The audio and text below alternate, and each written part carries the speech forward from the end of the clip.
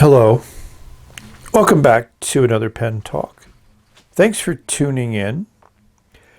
Thanks for joining me on my pen journey. So those that have watched my channel for a while know that I've been enjoying fountain pens for about 50 years, give or take a few. Never one to really pay attention to the calendar and things like that, so I was probably in my prepubescent era when I first decided that fountain pens were my writing instrument of choice. So lately I've been focused on affordable, very good Chinese writing instruments.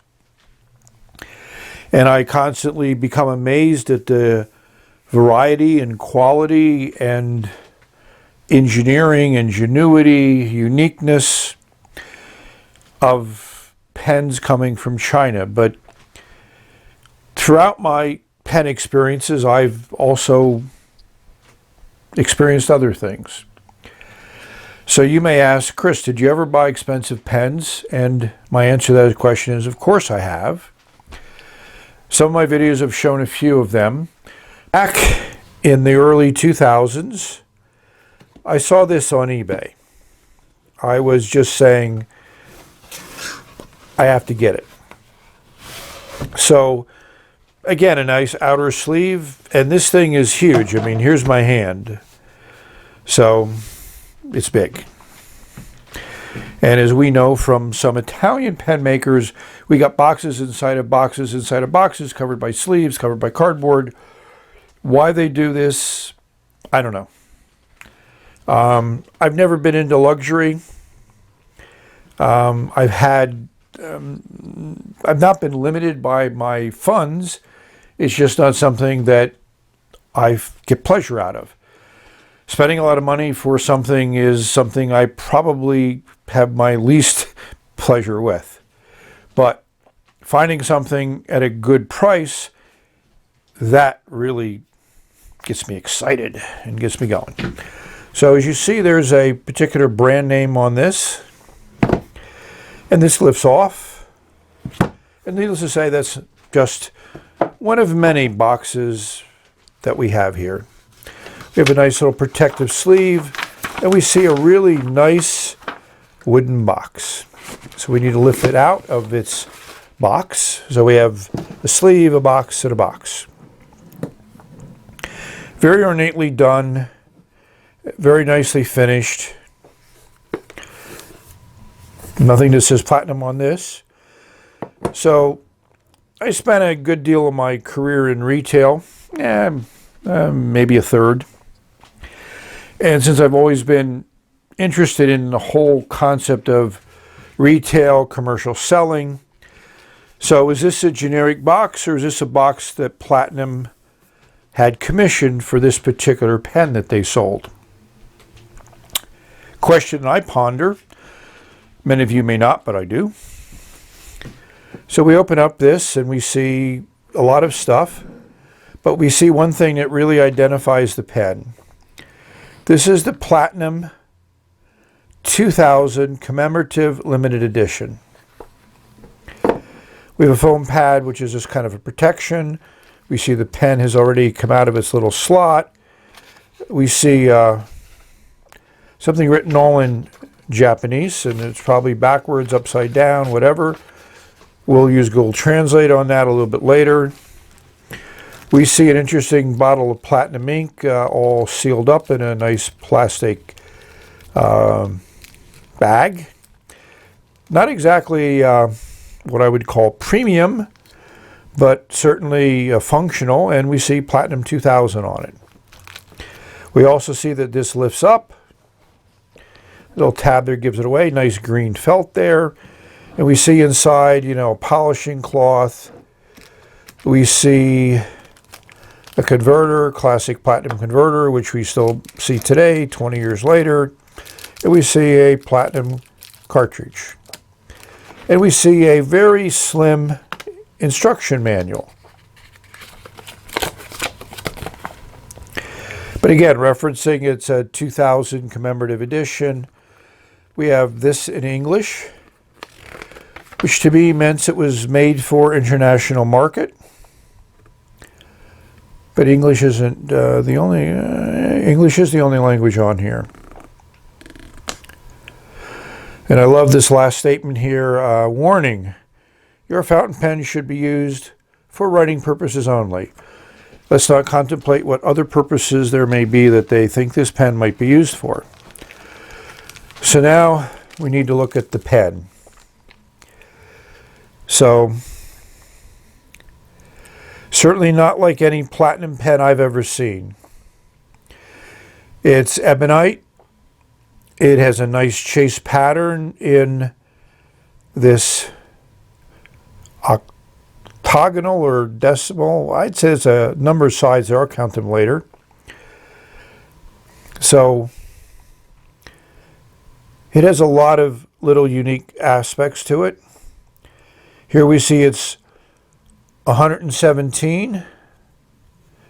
How many they made, I don't know. This pen has been in this box since I got it. So therefore, you know, it has a little bit. But I mean, every little piece has some little dimension to it.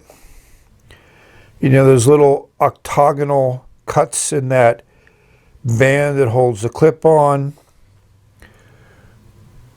The clip has some of its own little detail on it.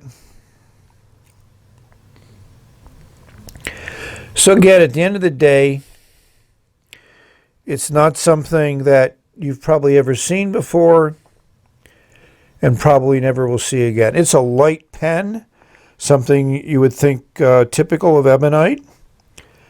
The cap unscrews about a turn and a quarter, and we see an interesting nib, 18 karat, platinum, Y2K. Let's see if we can get that to come into real good focus there. I'm working indoors with LED light. So it's quite unique. And this weighs almost nothing. I mean, literally. And it's kind of short, so it's a pen that you would probably post. But does it post? The answer is no. So you're going to stay with this kind of short pen. You know, the section's nice. It's nice and smooth. As we noticed before, it's a cartridge converter. Nothing in there, obviously. You know, classic platinum feed in there. You know, the brass section is nice, but Ebonite weighs nothing, even with this metal cap at the end of the barrel. So you might ask, what size nib is this? And it's marked at M, so I'm assuming it's a medium. There we go. We can see that. So I don't know what this pen was worth. There's not much you can find on the internet about it. It is certainly unique. It is certainly one of a kind. Platinum, I don't think, has ever done anything like this since then. Maybe for obvious reasons. I mean, visually, it's very appealing.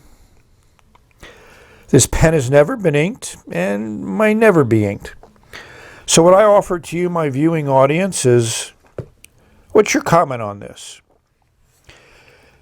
My recollection, which could be fraught with confusion over time, is that this pen cost me about $200. And probably maybe 2003, 2004, somewhere in that range. What did this pen retail for? My guess is it retailed for somewhere in, could have been $600 or $700. You know, one of the things that's hard to understand is the value of money over time.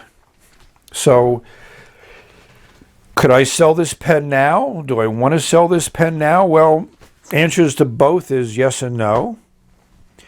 When I go to pen shows, oh, see a pen in a box that I think is unique and one of a kind, and here it is sitting in a pen show. And the price in the pen show is not what I expected it to be. It's much lower. So at the end of the day, here's a unique pen from a well-known Japanese pen maker. I don't know whether they did anything like this since then. I mean, would I trade this for a new Yorushi pen with a 15 nib in red? Hey, if someone has one and want to make a trade, let me know. So that's my view to you of, yes, I bought expensive pens. Yes, I bought limited editions. And yes, I bought one-of-a-kinds. But at the end of the day, this is a pen that doesn't encourage me to write. And that's what a pen is all about, in my perspective. And that's what I hope to convey in my videos is they're writing instruments. And yes, there are millions of them, and the variety is infinite almost, but they still have to fit in your hand. They still have to somehow move ink from some type of reservoir into some type of point that touches a piece of paper or something like paper. The best ones are the ones that do this consistently, repeatably, over time, something that you enjoy holding in your hand, that you enjoy the feel of the nib on paper, and not something to sit in a box and admire. I could imagine some executive somewhere, and I spent a lot of my time in corporate life in a fairly interesting managerial spot, so I've known a few executives in my time, and only a few have ever had any type of writing instruments on their desk, and a few have actually had fountain pens. The one that sticks in my mind mostly is a gentleman who was one of the presidents of a major American bank who liked Montegrappa. And I don't own a Montegrappa, so that kind of explains my reaction to his Montegrappa. In another of my corporate adventures, I had a client who was into Parker Vacuumatics. Now that resonates with me, so I searched and found him a Vacuumatic, which I hoped was something different. Maybe he didn't have his collection because he was also not limited by monetary restrictions on what he could buy. So he was happy with the pen, and we had a nice business relationship, and we did a lot of business, and we were both very happy. Win-win is what I've always enjoyed in my corporate life. So hopefully you've enjoyed this live run from end to beginning of a pen that you may never have heard of, pen you probably didn't think I owned, but here it is. So if you know anything about this pen, please leave me a comment, email me. Most people have my emails. So let me know. If this is a pen that interests you, let me know why it would interest you. But at the end of the day, I hope you have many great, phenomenal writing experiences. I hope you have many writing instruments, or the number of writing instruments that you want. It could be one, or as some of us have, more than one. And may you just enjoy the fact that those instruments, to me, help you put your thoughts on paper, which to me is really the end result. I mean, you can think about a whole bunch of things, but when you start putting them on paper, they take on a whole different meaning. If you share them with other people, then they take on another meaning. And if you publish them, they become wholly different. And I really admire the people that can do that well and do that regularly. I just do videos, so that's it.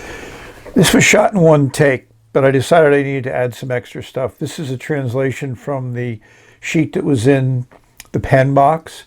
It looks like the son of the founder of Platinum commemorated his pen in honor of his father. They use the word brush that probably mean fountain pen, but this is a Google translation. It talks about Ebonite and the nib and what they've done. And the other thing it basically says is keep in touch, write. They want their customer feedback. This is an auction that I found that it apparently closed at $900. Here's another one that's at $600, so it's interesting to see how this pen has evolved over time. This says it's 151 at 2000, which makes sense considering there's 4 digits for that serial number.